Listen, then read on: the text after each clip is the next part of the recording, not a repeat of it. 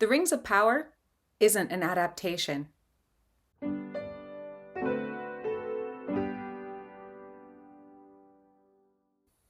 I just heard that Tom Bombadil will be a character in Season 2 of Rings of Power, and I see that a lot of people are really upset about that. But one thing I'd like to say is that it isn't actually Tom Bombadil. It won't be. He won't be jolly, he won't sing. I promise you he won't have his gorgeous wife Goldberry, and they won't be just traipsing around the woods singing songs and helping lost hobbits. Oh, I'm sorry, I mean Harfoots. I've been a diehard fan of Tolkien's work since I was about 12 years old and read The Hobbit for the first time. After that, I couldn't get enough.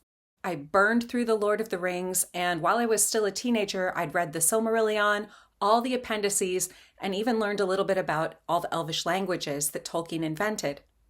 I wanted to be excited when I heard that Amazon was doing an adaptation that they would call The Rings of Power, but like a lot of other Tolkien fans, the more I heard, the less excited I was. I didn't even bother to review the show last year because as soon as I gave an episode or two a try, I was able to see that it wasn't actually an adaptation at all.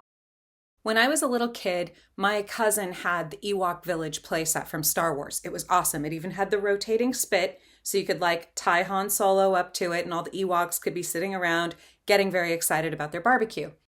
I had the Castle Grayskull and Crystal Castle playsets from He-Man and She-Ra, and like pretty much all kids of my time, I had Transformers, My Little Ponies, and a wide variety of Barbies and various other action figures. So when me and my cousin would get together, we would often mix and match these things. We would take a character from one franchise and a character from another and make up our own little story. This is a perfectly normal thing for kids to do. Sometimes, say, Skeletor would team up with Luke Skywalker and we'd say, hey, this is Luke Skywalker, but let's pretend he's evil. And he and Skeletor are going to go to the Crystal Castle and defeat the ponies. And we would have a blast. It would be totally fun. There's no harm in this kind of play with existing characters and franchises because it's just for fun. It's just kids messing around. It gets kind of embarrassing, though, when grown-up adult writers working with multi-million-dollar TV franchises are doing the same thing. To prove my point, I'm going to pick up these Barbies, which my kids have conveniently left in my very messy family room, and I will give you a summary of Season 1 of Rings of Power. Hi, I'm Galadriel. I'm super cool and good at everything. Wait, aren't you a little short to be Galadriel? There is a tempest within me! Hi, Halbrand. I'm super cool. You should like me a lot. Do you want to go for a ride on my boat? Yeah, okay, let's go for a boat ride. Whee! Hey, I'm actually not Halbrand. I'm Sauron. No way! Yeah, and I think you're hot. Will you kiss me? No, ew, yuck, Forget you, babe. I'm gonna go to Mordor.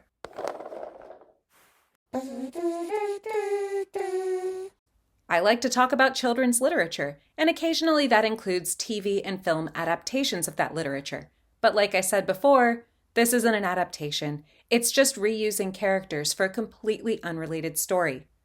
But what do you think? Are you going to watch it? Did you enjoy last season? It's okay if you agreed or disagreed with me. I'd still love to hear what you think.